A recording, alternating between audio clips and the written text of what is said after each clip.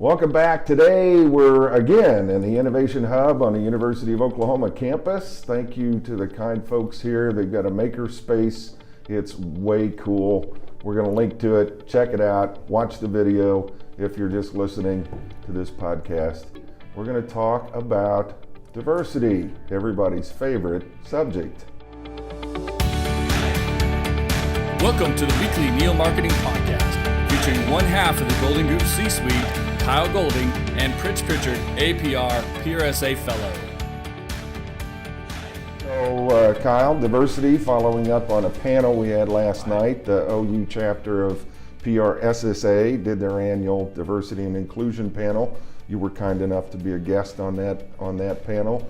And we talked a little bit about diversity, and I say everybody's favorite subject, tongue-in-cheek, because it's a hard topic to talk about. And people don't really like to talk about it. Which is why we should talk about it. Which is why we should talk about it. I think we've done and as was pointed out last night, we've done a pretty good job in terms of looking at gender and race. Okay, we've got a long way to go. We're getting better. We're getting better, but at least we can have the conversation. Beginning to be able to have that conversation. But I really advocate to open the aperture a little bit and think about some other aspects of diversity that we talked about last night. Experience, age.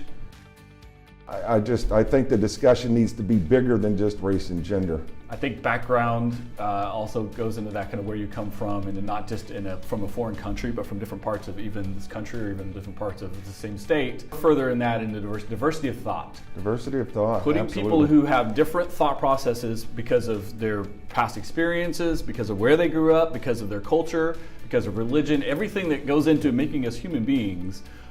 We often shy away from people who are different or have different ideas than us. I think that's the exact opposite of what we should be doing. The reason that diversity creates value in organizations is people bringing different ideas to the table. And perspectives. Right, absolutely. And understanding the scope of human beings. Absolutely. And I don't think we're advocating that you get all kinds of different people in the room and you let them duke it out. No, for sure. No. It's finding common causes. Exactly. But even when you find a common cause, even if you all come to the center and we all agree on we think this is awesome and we like it, we all come to it from different avenues and for different reasons. Yeah. And that consideration needs to happen, especially if you're doing marketing or promotion, or you're trying to get people to a cause or get them to do something. Yeah. They're going to do it because it's the right thing to do, but their motivations are all different, and we want to hit all those different motivations to get all the widest scope as possible back to that center point. And we were talking offline that you don't have those kinds of conversations jumping in the deep end on the really hard topics. It's incremental, and you made a point about that last night. It starts as a culture, whether it's corporate culture in business, organizational culture, etc. Even amongst your friends, you create culture. The things that you find acceptable, that you don't find acceptable, the things that you agree on, disagree on. But it doesn't start with, let's have a hard discussion about ethnicity or race or orientation. Right. It starts on the simplest, smallest things, such as Donut day versus taco day. And if we hit our goal next week, can we ask for the day off? Or can we swap the office around? Or can we work remote this week? Yeah. Anything like this that seems like a pretty mundane, minutia type question. Right. Having the culture of, I can ask my boss or pitch this to a superior or throw this out at a staff meeting and not be shouted down, not be berated, not be told it's a dumb idea, and discussed honestly, even if it doesn't change the outcome, but discussed honestly. The person who makes the point feels validated. And then even if they win, if maybe the boss says it needs to be this way, but through the discussion, everyone decides it needs to be that way, and the boss concedes, the boss has to let that go right then and there because it's the better for the organization, and not be kind of a jerk about it for a while. Right. If those things can happen, if those things can happen in a donut day versus taco day, or can we have a bedlam day, then it can happen in, can I ask you why we're doing this in our marketing, or can I ask what the R&D department is doing, or can I ask why the lights on are at night in this building and we could be saving money, which are some money saving or maybe efficiency or effectiveness measures. And then it goes even a step further, which is, should we produce this product? Should we be in business with this vendor? Hard business decisions now can be broached because, again, the culture of diverse thought is available. And maybe you save the company from a really bad mistake or move them in a better direction. And then when something really big and heavy and what typically would be scary, right? Like talk about ethnic or cultural diversity, maybe sexual orientation, sensitivity, anything like that. Even honestly, if the CEO walks into the break room and then half the room is saying yes to something controversial like NFL players kneeling, or Black Lives Matter, or gay rights. Right. If there's a split, for the CEO to walk into that and say, well, let's discuss this as human beings and let's have a conversation. Let's value people's opinions and then find what works in our company's culture and our corporate culture and move forward with it. And again, no one's mad that they didn't get their way. And there's usually a lot of compromise in those situations, but people are heard. Right. That will never happen if you can't debate Taco Day versus exactly. Donuts or OU versus OSU or anything like that. Well, and in public relations, we're supposed to be the conscience of the organization.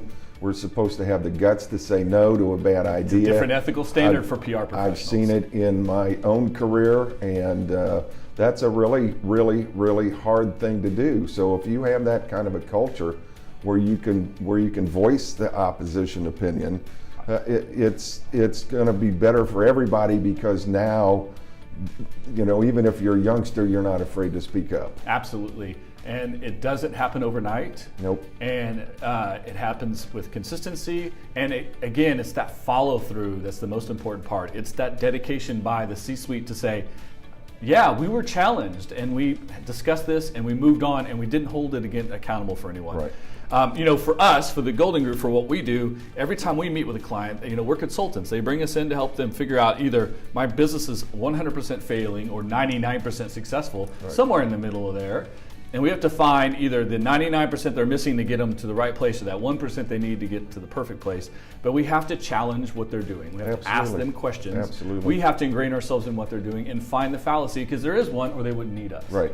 So we already have. Fairly simple for a consultant to do, but if you're internal to the organization, it's really hard unless you have that culture. There it is. We have the culture of we challenge everything from everyone, not because we think that they're not smart or bright or really good at their job. Being jerks, right? Or just because we like to be right. Right. We do that because that's where we find value. Yeah. We create things in organizations that are better.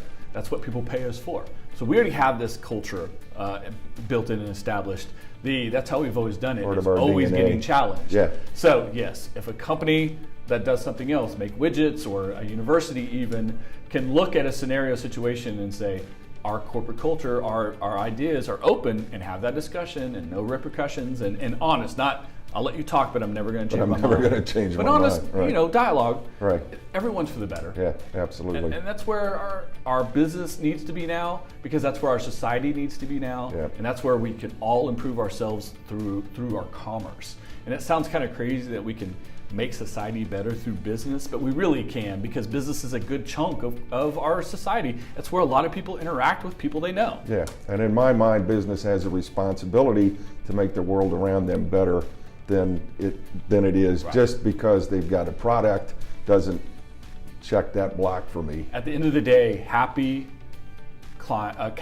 employees, happy clients too, but happy employees who feel valued, who feel ingrained, who feel like they're contributing to something, even if it's making widgets. They're invested. Right, but they know that their boss respects them, and their boss's boss respects them, and the company respects them, and they're making something. We're not making nuclear weapons here, we're making widgets. Right. And widgets maybe won't change the world, it's not the cure for cancer, but it's something someone needs, or they wouldn't be buying it. Right. They need it or want it. We should have a good time and a good environment making it and providing for our families by salaries, etc. So why not better ourselves in the process?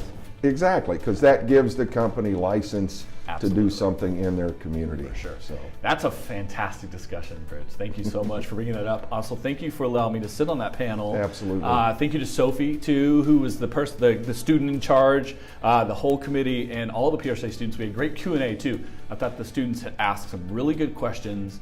If you go on my Twitter or on Instagram and stuff, you can see some of the retweets of the stuff that the kids were live tweeting. Yeah, absolutely. Absolutely. Until next time, from the OU Innovation Hub.